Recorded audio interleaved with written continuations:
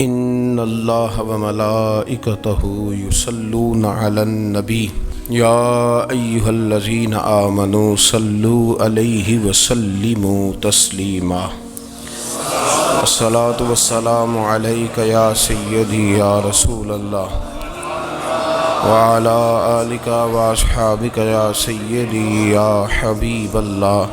تمام تعریفیں حمد و ثنا اللہ تبارک و تعالی کے لیے، درود و سلام نبی اکرم نور مجسم شفیع معظم آقا کل ختم رسول دانائے سبل احمد مجتبی جناب حضرت محمد مصطفیٰ صلی اللہ تعالی علیہ وسلم کی ذات والا صفات کے لیے حمد و صلات کے بعد، اسلام فطرت کے عین مطابق دین ہے۔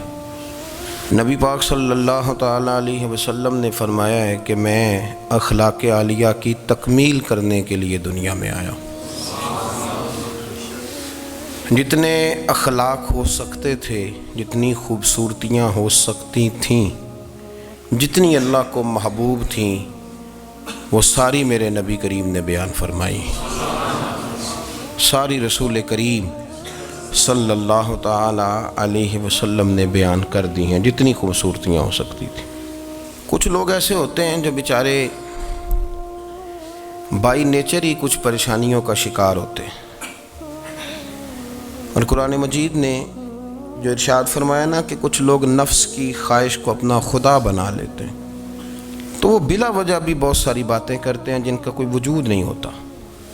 عورت کو حقوق دلانے کے لیے بہت سارے لوگ بہت ساری غلط باتیں کرتے ہیں۔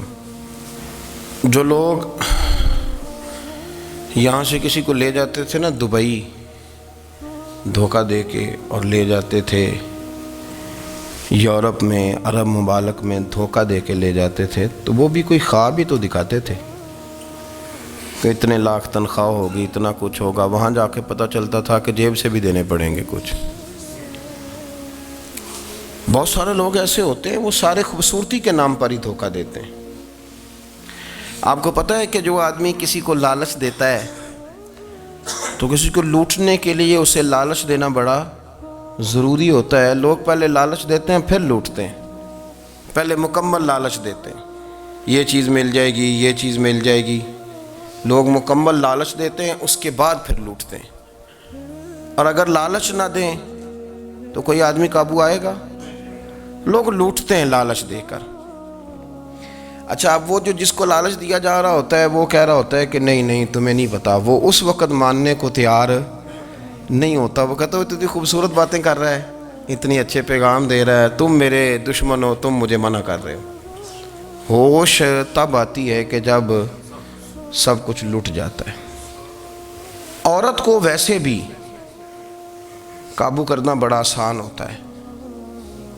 اعلیٰ حضرت بریلوی رحمۃ اللہ علیہ فرماتے ہیں بیٹیاں نازک شیشیاں ہوتی ہیں، ان کو تو ذرا سی چوٹ لگے تو ٹوٹ جاتی ہیں۔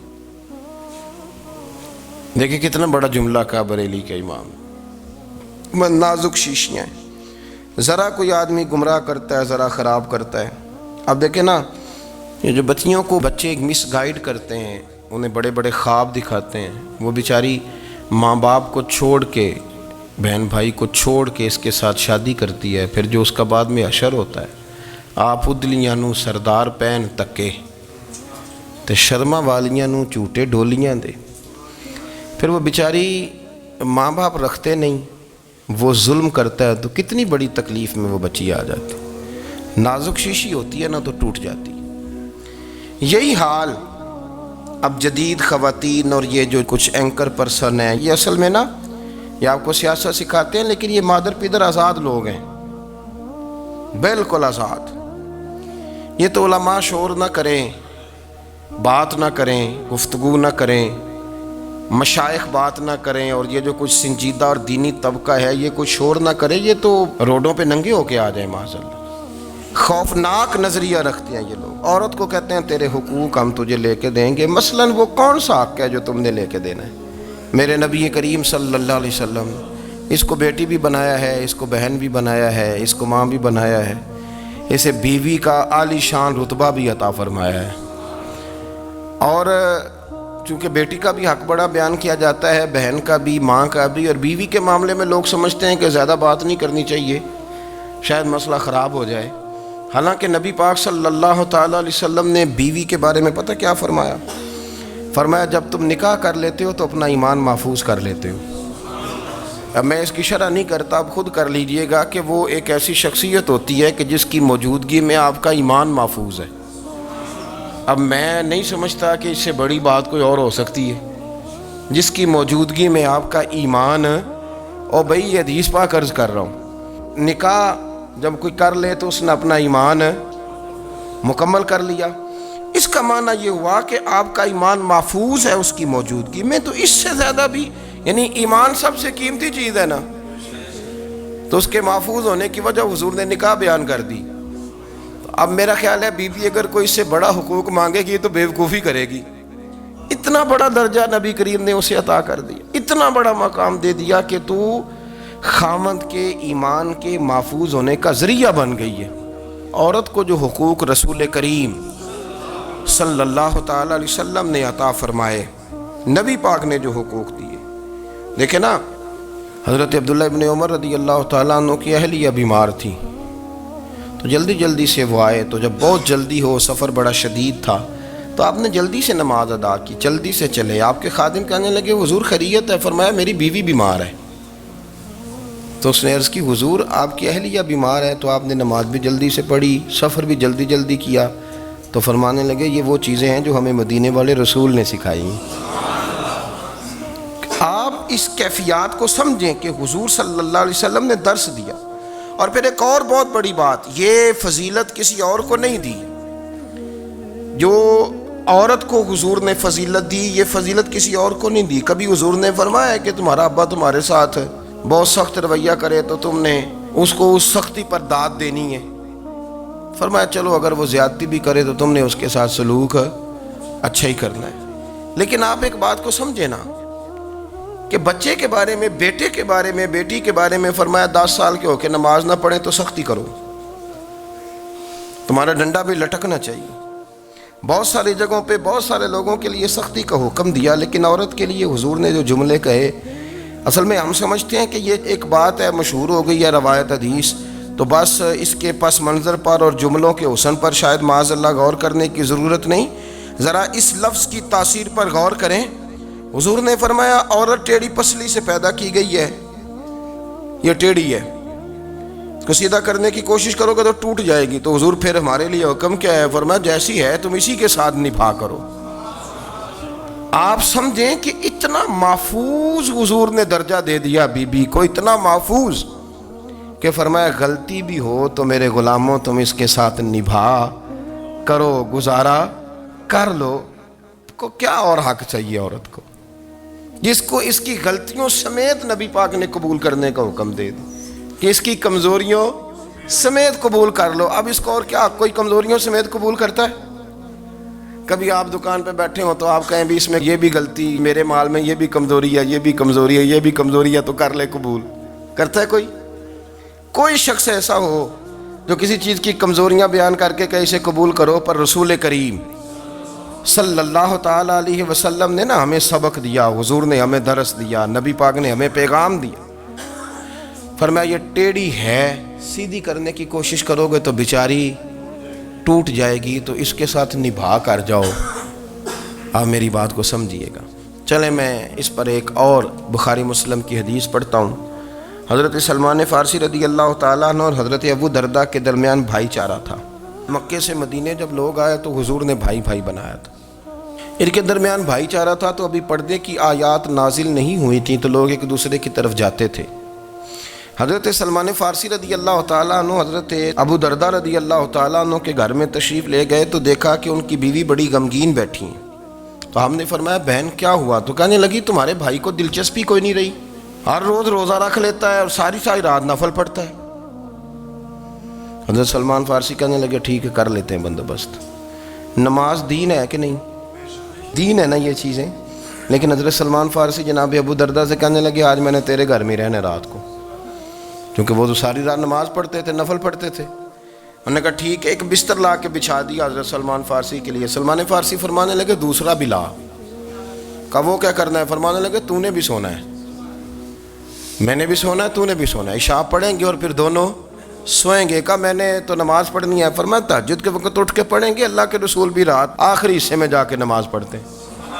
ادھر ساتھ سلا لیا. وہ تھوڑی کو دیر سوئے، اب عادت تھی ساری رات اٹھنے کی، ذرا اٹھنے لگے بستر سے تو حضرت سلمان فارسی فرمایا چپ کر کے سو جا، وہ بڑی رات پڑی ہوئی، چپ کر کے سو جا. وہ لیٹ گئے، پھر اٹھنے لگے تو فرمایا سو جا چپ کر کے، بڑا ٹائم ہے.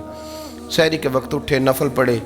ان کا ارادہ تھا روزہ رکھنے کا، تو فرمانے لگے کل رکھا تھا نا نفلی روزہ؟ جی رکھا تھا. پرسوں بھی رکھا تھا ترسوں بھی رکھا تھا.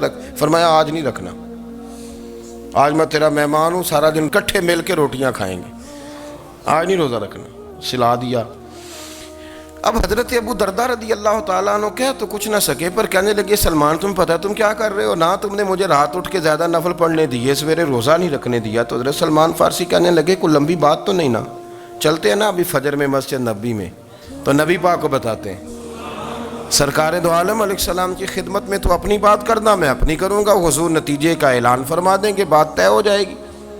حاضر خدمت ہوئے، عرض کی یا رسول اللہ صلی اللہ تعالیٰ علیہ وسلم یہ ساری رات نفل پڑھتے ہیں، ہر روز روزہ رکھتے ہیں، ان کی اہلیہ غمگین بیٹھی ہیں، حکم فرمائیں.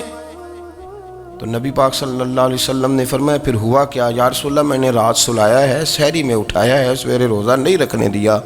نبی پاک نے فرمایا سلمان فارسی نے ٹھیک کیا، سلمان فارسی نے ٹھیک کیا. پھر حضور نے فرمایا، نبی کریم نے فرمایا ابو درداء تیرے اوپر اگر اللہ کا حق ہے، اس کے رسول کا حق ہے، دین کا حق ہے، تو فرمایا تیری آنکھ کا بھی تیرے اوپر حق ہے، تیرے وجود کا بھی تیرے اوپر حق ہے. یہ حضور نے فرمایا تیرے بچوں کا بھی تیرے اوپر حق ہے، تیری بیوی کا بھی تیرے اوپر حق. اس حق کو بھی سمجھے، حقوق اللہ بھی ہیں، پر تیری آنکھ کا بھی تیرے اوپر. کیا مانا کہ تیری آنکھ سونا چاہتی ہے تو اسے سلا بھی، تیرے وجود کا بھی تیرے اوپر حق. تو تیرا وجود آرام کرنا چاہتا ہے تو اسے آرام بھی کرا. اور پھر وہاں نبی پاک صلی اللہ علیہ وسلم نے فرمایا میں تم سب، سننا یہ لفظ حدیث کے، حضور نے اسی موقع پر فرمایا میں تم سب سے زیادہ اپنے رب کو جانتا ہوں اور میں تم سب سے بڑھ کر اپنے رب سے ڈرتا ہوں. حضور فرمانے لگے میں روزہ بھی رکھتا ہوں، افطار بھی کرتا ہوں، یعنی کبھی رکھتا ہوں اور کبھی نہیں رکھتا.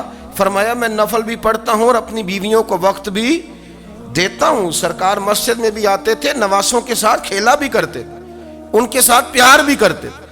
تو اتنے بڑے حقوق حضور نے بیان فرمائے عورتوں کے کہ تمہاری بیوی کا بھی تمہارے اوپر. لو ایک حدیث بخاری کی اور یہاں بیان کر دیتا ہوں. ایک شخص نے آ کے عرض کی یا رسول اللہ صلی اللہ تعالیٰ علیہ وسلم جہاد کے لیے تیاری ہو گئی ہے، صفیں بن رہی ہیں، مجاہدین کی تیاری ہے، تو میرا بھی نام لکھ دیا گیا ہے مجاہدوں کی لسٹ میں، لیکن یا رسول اللہ صلی اللہ تعالیٰ علیہ وسلم میری بیوی نے حج کی تیاری کر لی ہے اور میرے دوستوں نے، صحابہ نے میرا نام مجاہدین کی لسٹ میں لکھ دیا، تو میرے لیے کیا حکم ہے؟ یہ بخاری مسلم ہے. تو نبی پاک صلی اللہ تعالیٰ علیہ وسلم نے فرمایا جہاد پہ کوئی اور چلا جائے گا تو بیوی کے ساتھ حج کرنے جا، اسے محرم کی ضرورت ہے، وہ تیرے بغیر کیسے جائے گی؟ مجاہدین کو تو اور مجاہد مل جائے گا، پر تو اپنی بیوی کے ساتھ جانا. نبی پاک صلی اللہ علیہ وسلم نے مرد کو محافظ بنایا ہے، عورت کو مرد کا قیدی نہیں بنایا، بلکہ عورت کو حفاظت عطا کی اور مرد کو اس کا محافظ بنایا. اب بچیاں آزاد ہونا چاہتی ہیں، اور آزادی بھی وہ والی کہ جو بنیادی طور پر آزادی نہیں، فحاشی ہے. میں نے بہت پہلے کہا ہے کہ اسلام بیٹیوں کو قیمتی سمجھتا ہے. جس بندے کے پاس 20 تولے سونا ہو وہ چوک میں لے کے نہیں آتا، وہ قیمتی چیز ہے، اس نے چھپا کے رکھی ہوتی ہے. تو جو نبی پاک صلی اللہ علیہ وسلم کا کلمہ پڑھنے والے بیویاں، اسلام انہیں قیمتی سمجھتا ہے، کہتا ہے کہ تم قیمتی ہو لہذا گھر کے اندر رہو، تم باہر نہ ہو.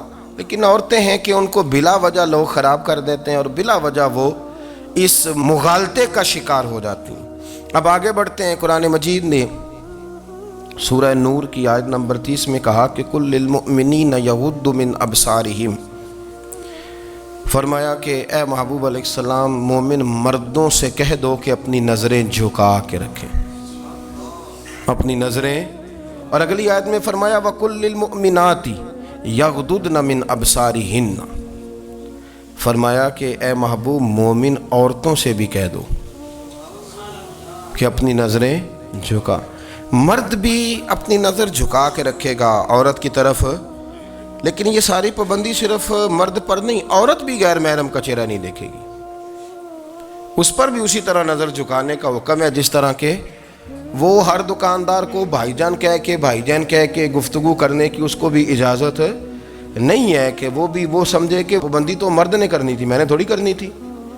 وہ جس کے پاس جائے، جہاں بھی جائے، ڈاکٹر کے پاس جائے، باہر جائے، تو وہ جس طرح مرضی اس کا دل چاہے وہ بات چیت کرے، اس کی عورت کو بھی اجازت اسلام نہیں دیتا. بنیادی طور پہ اسلام شرم و حیا کا دین ہے، حیا کی بات کرتا ہے. حیا کی جب ہم تعریف کرتے ہیں تو حیا کی تعریف یہ ہے کہ کوئی کبھی چیز دیکھ کے نا تو آپ کی طبیعت میں کراہت محسوس ہو، آپ کوئی غلط جملہ منہ سے نکالتے ہوئے ذرا جھجکیں، آپ کوئی غلط بات کرتے ہوئے تھوڑا بوجھ محسوس کریں. ہمارے ہاں تیزی سے فروغ پایا ہے بے حیائی نے. سنگیوں کی محفلیں، یاروں کی محفلیں، اس میں غلیظ گفتگو ہوتی ہے الا ماشاء اللہ. جن دوستوں کو بڑی پاک صاف گفتگو کرنی چاہیے. دوستی کا رشتہ بڑا مقدس رشتہ ہے. جو یہاں ایک دوسرے سے پیار کریں گے جنت میں بھی اکٹھے داخل کیے جائیں گے. شرط یہ ہے کہ پیار اللہ رسول کی رضا کے لیے ہو، لیکن اس کے اندر اگر آپ کی گفتگو کچی ہو، کمزور ہو، فحاشی والی ہو، عریانی والی ہو. وہ ہمارے ہاں تو اب اس کو لوگ فیشن سمجھتے ہیں، اس کو مردانگی کی علامت سمجھتے ہیں کہ وہ جی ساری باتیں جی وہاں ہو گئیں اور جس کا جو جی چاہا اس نے کہا. آپ جب حیا کے دائرے میں ہوتے ہیں تو آپ خود بھی سکون محسوس کرتے ہیں. دیکھیں نا، آپ کو نیند سکون سے کہاں آتی ہے؟ جہاں کمرہ بند ہو، چاروں جانب دیوار ہے، اوپر چھت ہے، خالی دروازہ بھی کھلا ہوا ہونا تو جب بندہ سکون لینا چاہتا ہے تو کہتا ہے یار ذرا دروازہ ذرا بند کر دو. وہ اچھی طرح اپنے آپ کو چھپا لیتا ہے نا حیا کے پردے میں، تو اللہ اسے سکون عطا کرتا ہے. اور جو اس سے بھی زیادہ ٹھنڈی نیند میں جانا چاہتا ہے وہ کہتا ہے لائٹ بھی بند کر دو. اب وہ مکمل طور پہ سمجھتا ہے کہ میں چاروں جانب سے چھپ گیا ہوں، اگر میں کھل کے بھی سو جاؤں گا تو میرا چونکہ پردہ قائم ہے تو مجھے کوئی دشواری نہیں ہوگی. آپ جب چھپ جاتے ہیں، جب آپ حیا کے اندر سمٹ جاتے ہیں، جب آپ چادر کے اندر آ جاتے ہیں تو آپ بہت ساری جگہوں پہ آسانی محسوس کرتے ہیں. تو حیا تو آپ کو سکون دیتی ہے، حیا تو دل کو راحت دیتی ہے. میں بڑی ذمہ داری سے بات عرض کرتا ہوں، قرآن مجید نے نا ایک مقام پہ مذاق کو، ایک مزاح ہوتا ہے خوش طبی، وہ نہیں، مذاق اڑانا. قرآن پاک نے نا مذاق کو ایک جگہ پہ جاہلوں کا طریقہ بھی قرار دیا ہے. بنی اسرائیل کے لوگوں سے حضرت موسیٰ نے کہا کہ گائے ذبح کرو اور ایک ٹکڑا مقتول کو مارو، زندہ ہو کے خود بتا دے گا مجھے کس بندے نے قتل کیا. تو کہنے لگے آپ ہمارے ساتھ مذاق کر رہے ہیں. تو قرآن مجید کہتا ہے کہ حضرت سیدنا موسیٰ علیہ السلام فرمانے لگے اعوذ باللہ ان اکون من الجاہلین. فرمانے لگے میں اللہ کی پناہ مانگتا ہوں کہ میں جاہلوں میں سے ہو جاؤں. یہ مذاق کرنا تو جاہلوں کا طریقہ ہے. اگر آپ کی زبان سے بے حیائی کا جملہ نکل گیا، اگر آپ کی زبان سے بے حیائی کا جملہ نکل گیا، آپ نے کہہ دیا کہ ہم آزاد لوگ ہیں، جو مرضی کریں گے، جو مرضی کہیں گے، جو ہمارا دل میں آئے گا کریں گے، تو پھر تو لوگ آپ کا وہ حشر کریں گے کہ آپ سے برداشت ہی نہیں ہوگا. جس کا لوگ مذاق بنا لیتے ہیں اور جو مذاق بن جاتا ہے پھر اسے کچھ جینے دیتا ہے. آپ حیا کی چادر میں چھپیں گے تو بچیں گے. اگر آپ نے اپنا مذاق بنوا لیا یہ کہہ کے کہ میں نے مرضی کرنی ہے، پھر یاد رکھنا چھپنے کو جگہ نہیں ملے گی، پھر تکلیف میں آ جائیں گے، پھر بہت بڑی اذیت کا شکار ہو جائیں. شرم و حیا، عرب کے اندر جو کنواری لڑکیاں تھیں ان میں بڑی حیا ہوتی تھی. الحمدللہ میں بڑے فخر سے کہتا ہوں کہ میرے پنجاب کی، میرے پاکستان کی بیٹیاں بھی 20 دفعہ ان کا ابا کہے تیری شادی کرنی ہے تو وہ آنکھ نہیں اٹھا پاتی آج بھی. یہ تو وہ چند لوگ ہیں جو کہتے ہیں ہم ہائی کلاس ہو گئے، ہمیں نہیں پتا کہ وہ روشن خیال ہو گئے ہیں کہ روغن خیال ہو گئے، پتہ نہیں کدھر چلے گئے. ورنہ ہماری بیٹیاں آج بھی جب ان سے ان کا باپ، ان کی ماں بات کرتی ہے تیری شادی کی تو وہ تو شرم کے ساتھ پچھلے سے پچھلے کمرے میں چھپتی ہیں. یہ اللہ نے فضل کیا ہوا ہے اس ملت پر. تو عرب کی لڑکی بڑی حیا والی ہوتی تھی، اس سے کوئی بات کرنی پڑتی تھی تو 20 دفعہ بات کی جاتی، پھر بھی وہ عورت چھپتی پھرتی تھی. حضرت عائشہ صدیقہ رضی اللہ تعالیٰ عنہ فرمانے لگیں میرے نبی پاک صلی اللہ علیہ وسلم عرب کی کواری لڑکیوں سے بھی زیادہ حیا کرنے والے تھے۔ قاضی ایاز مالکی نے، شیخ عبدالحق محدث دہلوی نے، دیگر بزرگ جو سیرت نگار گزرے، انہوں نے لکھا ہے کہ نبی پاک صلی اللہ علیہ وسلم کے اندر 100 مردوں سے زیادہ طاقت تھی، 100 مردوں سے زیادہ طاقت۔ اب جو بات کہنے لگا ہوں، جو نتیجہ دینے لگا ہوں، اس پر خاص توجہ آپ فرمائیں گے۔ ذرا فکری طور پر، نظریاتی طور پر ایک چیز کو سمجھیے۔ ہم سمجھتے ہیں کہ جوان لڑکا ہے جی، جو مرضی کرے، عمر ہے جی۔ آپ ذرا بات پر غور کیجئے گا کہ حضور صلی اللہ علیہ وسلم میں طاقت 100 مردوں سے زیادہ ہے اور حیا کواری لڑکیوں سے بھی زیادہ ہے۔ ذرا اس بات کا تقابلی جائزہ کیجئے گا کہ طاقت 100 مرد سے زیادہ ہے لیکن حیا کواری لڑکی سے بھی زیادہ ہے۔ اس کا معنی یہ ہوا کہ جس ٹہنی کو پھل زیادہ لگ جاتے ہیں وہ جھکا کرتی۔ تو حیا تو حسن ہے، حیا تو آپ کو پاک صاف کرے گا، حیا تو آپ کو نرالا کرے گا، انوکھا کرے گا۔ وہ ہمارے ایک دانشور ہے، تو مضمون لکھا، کئی باتیں بڑی پسند آتی ہیں۔ وہ کہتے ہیں کہ میری اہلیہ، ان کو بھی کسی نے مس گائیڈ کر دیا تھا، حالانکہ اچھی خاتون ہے، کسی نے مس گائیڈ کر دیا۔ تو وہ بھی سماجی اور ویلفیئر، اور یہ خواتین کو شوق ہوتا نا بننے کا، تو وہ بھی سماج کے اندر اچھا مقام تلاش کرنے کے موڈ میں آ گئی۔ تو کہیں ایک دن جانا تھا، تو بڑی بن سنور کے میرے ساتھ وہ گاڑی میں بیٹھ گئی۔ تو میں گاڑی میں، عورتوں کو یہ بھی مسئلہ ہوتا ہے نا کہ ہماری تعریف کرو، تو کئی دفعہ بعد مردوں بیچاروں کو جھوٹ بولنا پڑتا ہے، تو زبردستی کراتی ہیں نا جی۔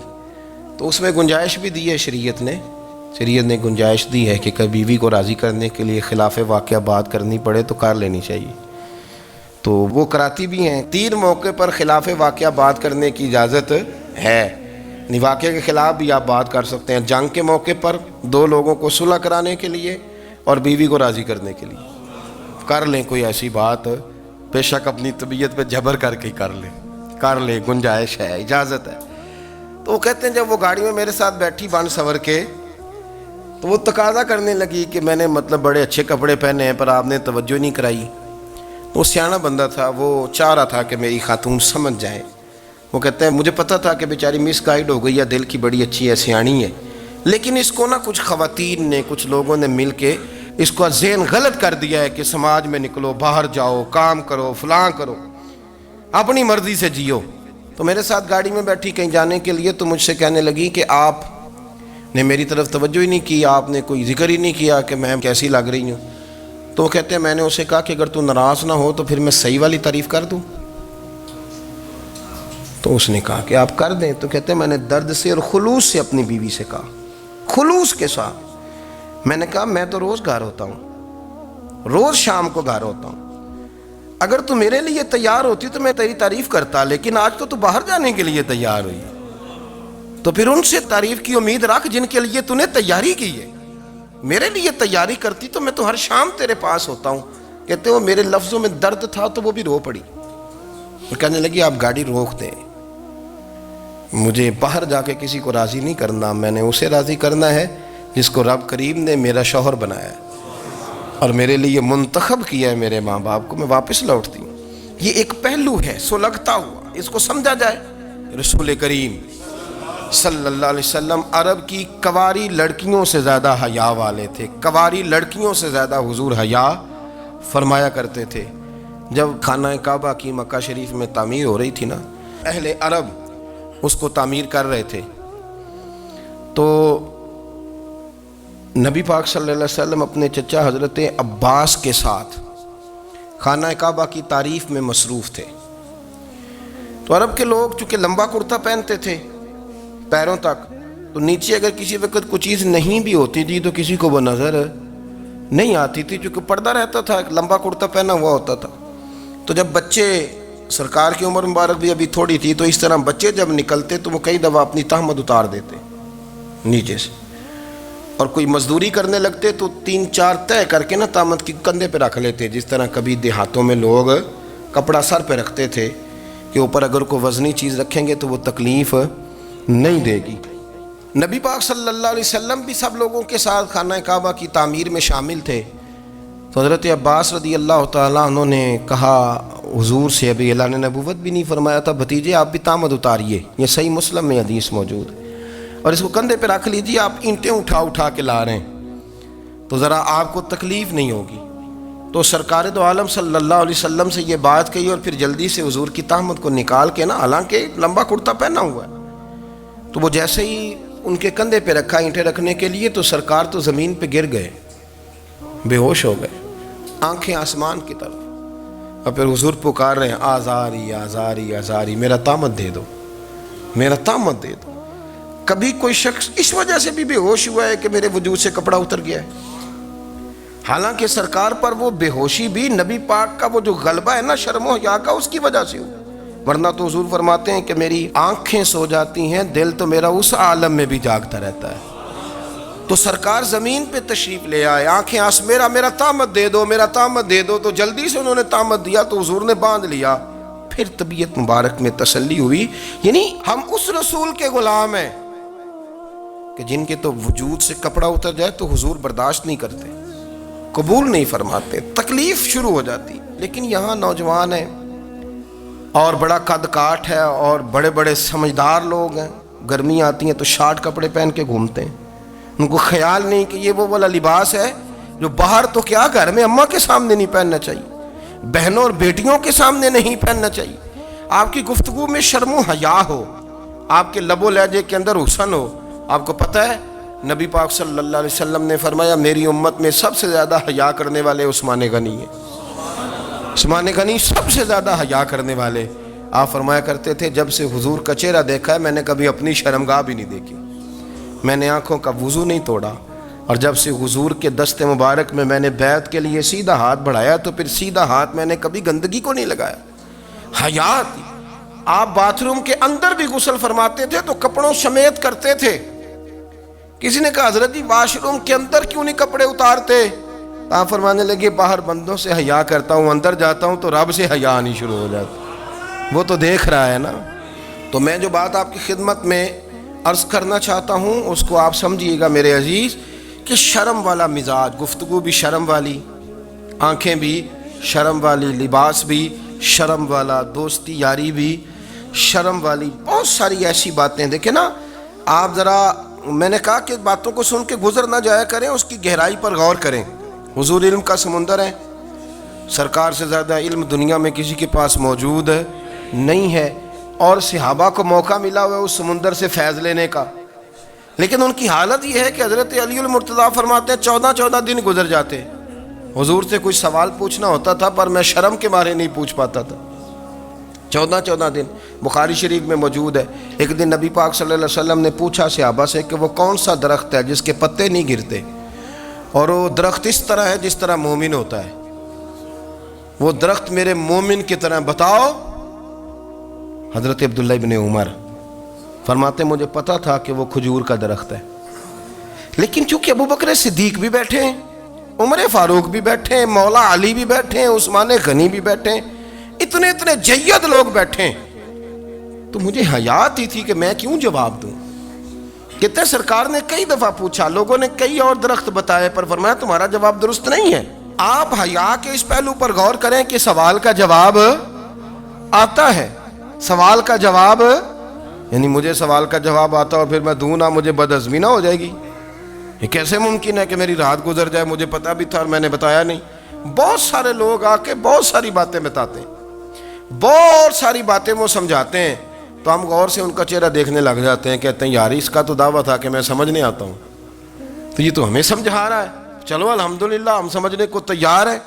لیکن میرے عزیز پتہ بھی ہے جواب کا، علم بھی ہے، لیکن فرماتے ہیں میری حیا نے مجھے اجازت نہ دی کہ میں جواب دوں۔ آپ فرماتے ہیں پھر حضور سے صحابہ نے عرض کی کہ یا رسول اللہ آپ ہی بتا دیں وہ درخت کون سا ہے، تو حضور نے فرمایا بھئی وہ کھجور کا درخت ہے۔ تو آپ فرماتے ہیں میں دل میں کہہ رہا تھا کہ الحمدللہ میرا جواب درست ہے، حالانکہ میں نے جواب دیا ہی نہیں۔ تو لفظوں میں حیا، جملوں میں حیا، آنکھوں میں حیا، اٹھنے میں حیا، بیٹھنے میں حیا، چلنے میں حیا ایک خوبصورت حسن ہے، اور نبی پاک صلی اللہ علیہ وسلم نے فرمایا جب تو بے حیا ہو جائے نا پھر تو آزاد ہے، پھر تو جو مرضی کا۔ پھر تو جو اس لیے بزرگ جب کسی کو بے حیا کہتے تھے نا، اللہ اکبر، اور جب کسی کو کہتے تھے نا یہ بے حیا ہے تو لوگ سمجھتے تھے کہ کوئی ہلکی سی بات کر دی ہے، لیکن ان کا معنی یہ ہوتا تھا کہ بس بھائی اب اس کے ساتھ کوئی کلام کرنے کی ضرورت ہے، اس کو اب اصلاح کی ضرورت نہیں، یہ بے حیا ہے۔ کیا معنی؟ کہ اب یہ جو اس کے دل میں آئے گا وہ کرے گا، جو اس کی طبیعت چاہے گی وہ کرے گا، اب یہ کسی پہلو بھی قابو آنے کو تیار بے حیا ہو گیا۔ بے حیائی بہت بڑا عیب ہے، اور جو لوگ کہتے ہیں کہ ہمیں بالکل آزادی ہونی چاہیے، ہمارا اپنا جسم ہے تو ہماری اپنی مرضی چلے گی۔ ایک وزیر صاحب ہیں، پتہ نہیں میں ان کو جانتا تو نہیں، انہوں نے سینٹ میں تقریر کی ہے، میں نے ان کی بات سنی ہے، اس نے کہا نہیں بھائی، جسم رب کا ہے تو مرضی بھی تو رب کریم کی چلے گی، اور مرضی بھی اللہ کی۔ یہ مجھے تھوڑا سا مسئلہ ہے جسم پر، کبھی کبھی مجھے کثرت سفر سے الرجی ہو جاتی ہے۔ میرے ساتھ لوگ نا دل سے پیار کرتے ہیں، شاید ہی کوئی اچھا ڈاکٹر ہو جس تک میرے سنگی مجھے لے کے نہ گئے ہوں، پر جسم اللہ کا ہے نا، مرضی بھی جب وہ چاہے گا صحت دے گا۔ کیوں کچے کاموں میں لوگ پڑ گئے ہیں، کیوں غلط لوگ سوچ میں پڑ جاتے ہیں، یہ اسی کا ہے، اور جب وہ چاہے گا، آپ اس بات کو اچھے طریقے سے سمجھ لیں کہ جو اپنی مرضی چوکوں چوراہوں میں کر رہے ہوتے ہیں نا، جو مرضی گاندمند، وہ جانور ہوتے ہیں، وہ جانور ہوتے ہیں جو نہ چونک دیکھتے ہیں، نہ گلی دیکھتے ہیں، نہ انہیں پتہ ہوتا ہے کہ جگہ کون سی ہے۔ وہ انسان، میں نے کہہ دیا جو میں نے کہنا تھا، میں نے کہہ دیا، وہ جانور ہوتے ہیں۔ اور جو کچھ انسان ہوتے ہیں نا، ان کے اندر کچھ نہ کچھ پھر شرم حیا بھی ہوتی ہے، وہ چوکوں چوراہوں میں وہ حرکتیں اور وہ کام نہیں کرتے جو جانور کرتے ہیں۔ ان کے لیے بڑے پردے ہوتے ہیں، ان کے لیے بڑی باتیں ہوتی ہیں، ان کے لیے بڑا کچھ ہوتا ہے۔ جو بالکل آزاد ہو جائے، کوئی پتہ نہ ہو کس وقت کیا کہنا ہے کیا کرنا ہے، تو پھر وہ دائرہ انسانیت سے خارج ہو جاتا ہے۔ ہم آپ کو کیا دعوت دیں؟ آپ تو وہ باتیں کر رہے ہیں جو اسلام کا انسانیت کے حق میں بھی ٹھیک نہیں، آپ تو وہ والی باتیں کر رہے ہیں جن کا انسانیت بھی تقاضا نہیں کرتی کہ یہ باتیں ہونی چاہیے۔ لیکن ایک بات، میں تو جذباتی نہیں ہوتا، میں بڑے غور سے چیزوں کو دیکھتا ہوں، سنتا ہوں، اور نہ میں ان موسمی مینڈکوں کی، وہ مجھے عاتق صاحب کہنے لگے جی بڑے بڑے مولوی ایک بندے کے ساتھ بیٹھے ہوئے ہوتے تھے اور وہ روزے میں بڑے بڑے درس دیتا تھا تو وہ بھی فلانی حرکتیں کر رہا ہے۔ تو میں نے کہا ہم نے تو پرانا کہا تھا کہ موسمی مینڈک ہے، تو پرانے کہہ رہے ہیں کہ اداکار ہے، تو وہ جہاں کاسٹ کریں گے وہاں وہ اداکاری کرے گا۔ آپ کسی مذہبی جگہ کر لیں تو وہاں کر لے گا، کہیں اور جگہ کریں گے تو ہم تو پرانا کہہ رہے ہیں۔ تو کسی کو کبھی سمجھ آتی ہے تو کسی کو کبھی اور جگہ جا کے سمجھ آتی ہے۔ ہم ان لوگوں سے پریشان نہیں ہوتے، کیوں؟ سن لیں، کوئی مایوسی نہیں، ان کے اندر جتنا زور ہے وہ لگائیں۔ یہ ملک بنا ہے رسول اللہ کے نام پہ، یہ اللہ نے تحفہ دیا ہے امت مسلمہ کو، یہ نبی پاک کے نام پہ بنا ہے، تو یہاں جھنڈا بھی وہی والا بلند ہونا ہے جو مدینے والے رسول کا جھنڈا ہے، اور یہاں وہی کام چلے گا جو نبی پاک نے بیان فرمایا۔ تو اس طرح کئی لوگ آتے ہیں، وہ شور شار کرتے ہیں، چلے جاتے ہیں، اتنے نہ پریشان ہوا کریں۔ بہت سارے لوگ تو بیچارے اس قابل بھی نہیں ہے کہ ان کا نام لیا جائے، مطلب اتنا ہم ان کو اہمیت دے دیں، ان کا ذکر کریں، ان کا نام لیں، ان کی بات کریں، وہ بیچارے اس قابل ہی نہیں ہے، مطلب سٹیٹس ہی نہیں ہے ہمارا، اتنے فارغ ہیں ہم کہ اب جو بندہ آئے گا کہانی چھیڑے گا تو ہم چھیڑ جائیں گے۔ اور بھائی اللہ کا فضل ہے الحمدللہ تعالی، لوگوں نے بڑا شور کیا، اور بڑے زمانے سے دنیا شور کر رہی ہے، پر اللہ کے گھر مسجدیں بھری ہوئی ہیں، مسجدیں بھری ہوئی ہیں۔ ہماری بیٹیاں پردے کرتی ہیں، پردے کو پسند کرتی ہیں، وہ حجاب میں رہتی ہیں، وہ سمجھتی ہیں کہ ہمارا اصل حسن کیا ہے۔ تو یہ پراپوگنڈا پرانا چلا آ رہا ہے، اس کا اللہ کے فضل سے امت مسلمہ پہ نہ کبھی اثر ہوا ہے اور نہ کبھی ہوگا انشاءاللہ۔ اللہ تعالی ہمیں حق پر استقامت عطا فرمائے۔